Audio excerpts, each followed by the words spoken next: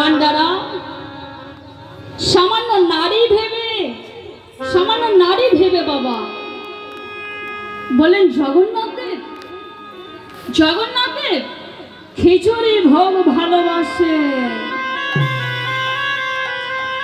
জগন্নাথের খিচুড়ি ভোগ ভালোবাসেন। কর্মাবাই ঘরে গিয়ে মনে মনে ভাবলে জগন্নাথ মানে জগতের নাথ, সারা জগতে তিনি জড়িয়ে আছেন। তাই করেন কি মা, প্রতিদিন সকাল সকাল উঠে কাপড় ছেড়ে বাবা স্নান না করে কাপড় ছেড়ে খিচুড়ি ভোগ রান্না করে, পাত্রে সাজায়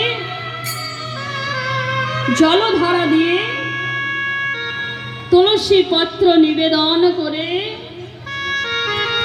জগন্নাথ দেবের জন্য খিচুড়ি ভোগ রান্না করে রন্ধনশালার দরজা বন্ধ করে কিছুক্ষণ বাইরে দাঁড়িয়ে থাকেন বাবা। কিছুক্ষণ পরে এসে দেখেন, দরজাটি খুলে দেখেন সমস্ত খিচুড়ি ভোগ শেষ, সামান্য প্রসাদ পড়ে আছে। সামান্য প্রসাদ পড়ে আছে, সমস্ত খিচুড়ি ভোগ শেষ, সামান্য প্রসাদ পড়ে আছে। কর্মাবাইয়ের অগাধ আনন্দ মা। এমনি ভাবে ভোগ দেওয়া হয়। কোন একদিন কোন এক সাধু বাবা এলেন কর্মাবাইয়ের ঘরে। কর্মাবাইকে বললেন এভাবে জগন্নাথ দেবের ভোগ দেওয়া অন্যায়, অপরাধ, তুমি স্নান করো।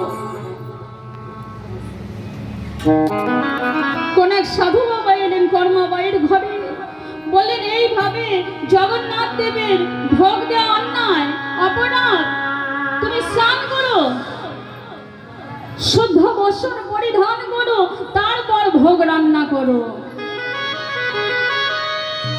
কর্মাবাইয়ের মন যাচ্ছে না মা দেরি করতে, তবু সাধু বাবার কথায় স্নান করতে, শুদ্ধ হতে বহু দেরি হয়ে গেল মা। পাত্রে সাজাই তুলসী পত্র নিবেদন করে জগন্নাথ দেবের জন্য ভোগ রান্না করে কিছুক্ষণ বাইরে দাঁড়িয়ে থাকলে, কিছু খাবার রন্ধনশালার দরজা বন্ধ করে দিয়ে বাইরে এসে ডাকতে লাগলেন জগন্নাথকে। বাইরে এসে ডাকতে লাগলেন জগন্নাথকে। এখানে কর্মাবাই ডাকছেন বাবা জগন্নাথকে, ওখানে পুরী ধামে জগন্নাথ দেবের ভোগ লেগেছে। জগন্নাথ দেবের ভোগ লেগেছে। মন্দিরে বিগ্রহ নয়।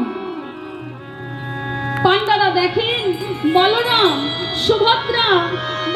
সুভদ্রা রয়েছেন, জগন্নাথ দেবের মূর্তিটি মন্দিরে নয়। এমন অঘটন